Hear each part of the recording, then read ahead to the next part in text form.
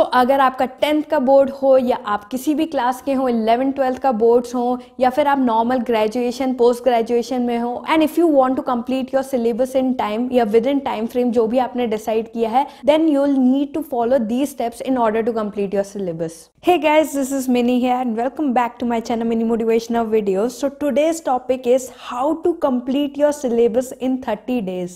अपना syllabus 30 days में कैसे complete किया जाए. तो बिना देरी करे आइए आगे बढ़ते हैं अपनी वीडियो में. अगर आपको अपना सिलेबस 30 डेज के अंदर कंप्लीट करना है और you want to get 95% marks, तो आपको एक चीज ध्यान में रखनी होगी. तो what you have to do is you have to divide your subject. सबसे पहले काम आपको क्या करना है, आपको अपने सब्जेक्ट्स को डिवाइड करना है. सब्जेक्ट्स को आपको डे वाइज डिवाइड करना है कि एक सब्जेक्ट में कितना टाइम लगेगा, मीन्स कितने दिन लगेंगे, आपको पहले से ही प्लान करके रखना है. अगर आपको वाकई अपना सिलेबस कंप्लीट करना है तो you need to have a plan first. आपको अपना ब्लूप्रिंट क्लियर रखना है, आपको अपना प्लान क्लियर रखना है, और प्लान को क्लियर करने के लिए आपको अपने सब्जेक्ट्स डिवाइड करने पड़ेंगे डे वाइज कि कौन सा सब्जेक्ट कितने डेज लेगा. अगर आपका वीक सब्जेक्ट है तो वो ज़्यादा दिन लगेंगे, और अगर आपका स्ट्रॉन्ग सब्जेक्ट है तो कम डेज लेगा. तो उस हिसाब से अपने सब्जेक्ट्स को डिवाइड कर लेना. और सब्जेक्ट्स को जब आप डिवाइड करेंगे ना, तो एक चीज याद रखना, अगर आपका मैथ्स सब्जेक्ट है तो मैथ्स को ना अलग से एक एज अ सब्जेक्ट मत रखना. मैथ्स को continuously you will have to do every day, every single day. Maths के लिए यार ये ऑप्शन मत रखना कि 5 डेज में हम मैथ्स का अपना कोर्स कंप्लीट कर लेंगे. मैथ्स के लिए सिंपली आपको हर दिन प्रैक्टिस की जरूरत पड़ेगी, और विदाउट प्रैक्टिस उसका कुछ फायदा नहीं है. तो मैथ्स को आपको एक एज अ डेली सब्जेक्ट रखना है. जो भी प्रैक्टिकल सब्जेक्ट है जिसमें आपको प्रैक्टिकली काम करना है वो आपको डेली में रखना है. बाकी सब्जेक्ट्स के आप डे डिसाइड कर सकते हैं. थर्ड पॉइंट, सिलेबस को आपको बहुत अच्छे से चेक करना है. जो भी सिलेबस आपका रिड्यूस हो गया है उस पर ध्यान नहीं देना है.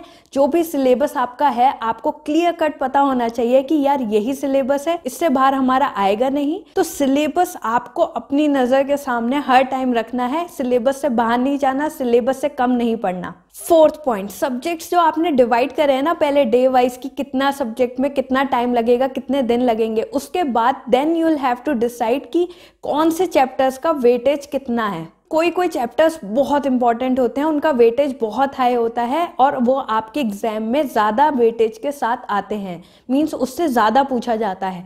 तो ऐसे चैप्टर्स आप पहचानिए पहले, और ये आप पहचान सकते हैं through your previous year papers या फिर आपको इंपॉर्टेंट बताया गया होगा. तो जब सब्जेक्ट भी पढ़ रहे हैं ना, उनके चैप्टर्स को वेटेज वाइज डिवाइड कर लेना कि किस चैप्टर का कितना वेटेज है, मीन्स कितना इंपॉर्टेंट है, और जो सबसे ज्यादा वेटेज रखे मार्क्स की, that means that is an important chapter, and वहां से आप उस सब्जेक्ट की अपनी पढ़ाई स्टार्ट करें.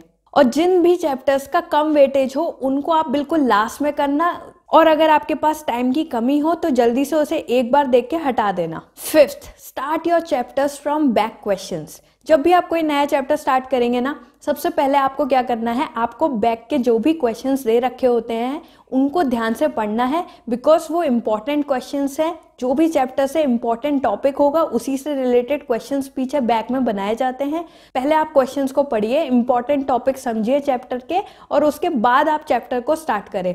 तो जब भी आप चैप्टर पढ़ रहे होंगे you will get to know कि हाँ यार ये चीज पूछी गई थी, that means it is important. Then what you will have to do is कि आपको प्रीवियस ईयर के क्वेश्चन पेपर्स आपको वापस से देखने होंगे. जो भी चैप्टर आपने पढ़ लिया है ना, उससे रिलेटेड आप प्रीवियस ईयर क्वेश्चन पेपर्स देखिए और उससे रिलेटेड क्वेश्चंस को सॉल्व करिए. इससे आपका एक कंप्लीट तैयारी हो जाएगी, मीन्स आपका इंपॉर्टेंट टॉपिक्स 80 to 90% सारे कंप्लीट हो जाएंगे. तो इस बात को लाइटली मत लेना कि प्रीवियस ईयर के क्वेश्चन पेपर्स है नहीं या कहाँ से अरेंज करें, कैसे भी करके करें. Previous year question papers will help you a lot. Seventh, Parkinson's law. Parkinson's law के बारे में मैंने आपको वीडियो में पहले भी बता रखा है, एंड जिन लोगों को इस वीडियो के बारे में नहीं पता है they can watch my video. मैं ऊपर लिंक प्रोवाइड कर दूंगी.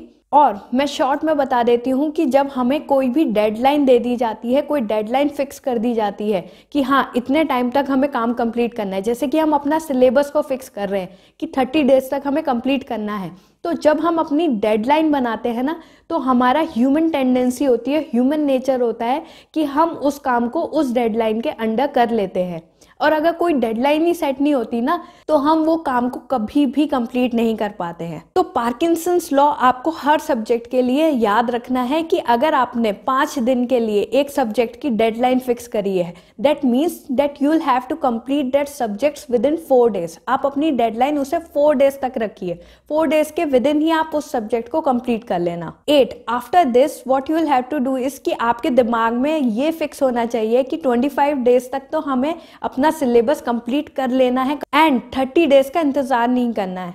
25 डेज तक आपको सिलेबस पूरा खत्म करना है and then 5 days for revision, आपको रिवीजन के लिए रखना है। देन 9th, अपनी प्रोडक्टिविटी और एनर्जी को इंक्रीज करने के लिए what you can do is, मैंने आपको पहले भी पूरा मेडिटेशन के बारे में बता रखा है। जिन लोगों को मेडिटेशन नहीं भी आता है उनकी भी प्रॉब्लम मैंने सॉल्व कर दी है थ्रू गाइडेड मेडिटेशंस। उसमें आपको कुछ नहीं करना होता है, आपको ईयरफोन लगाना है कान में और चुपचाप 10 मिनट के लिए या 20 मिनट्स के लिए जो भी आप गाइडेड मेडिटेशन चूज करेंगे, मैं आपको वीडियोस बता दूंगी कि कौन कौन सी मैंने गाइडेड मेडिटेशन की वीडियोस बना रखी हैं, उसको आपको सिंपली सुनना है।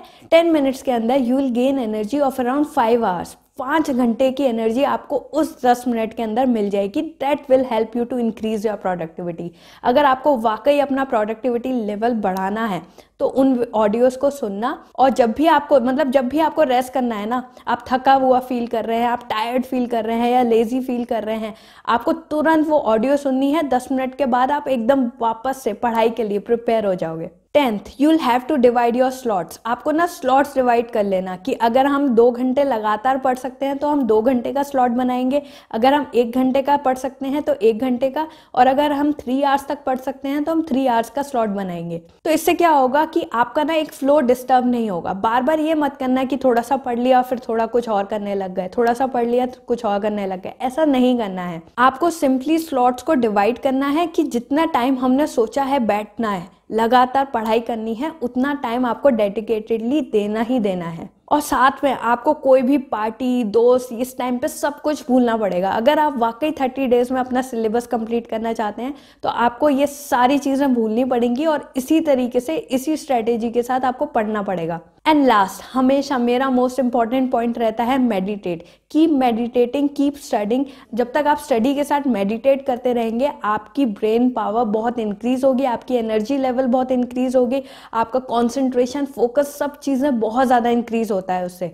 तो आप 4 घंटे की पढ़ाई भी ना आप 2 आवर्स के अंदर कंप्लीट कर सकते हैं if you daily follow the practice of meditation. तो this is the power of meditation, इसको कभी नहीं भूलना है। तो स्टडी के साथ साथ आपको मेडिटेट करना है जिससे कि आपका प्रोडक्टिविटी लेवल हमेशा हाईएस्ट रहे। सो अगर आपको ये वीडियो पसंद आया तो please hit the like button and do subscribe my channel.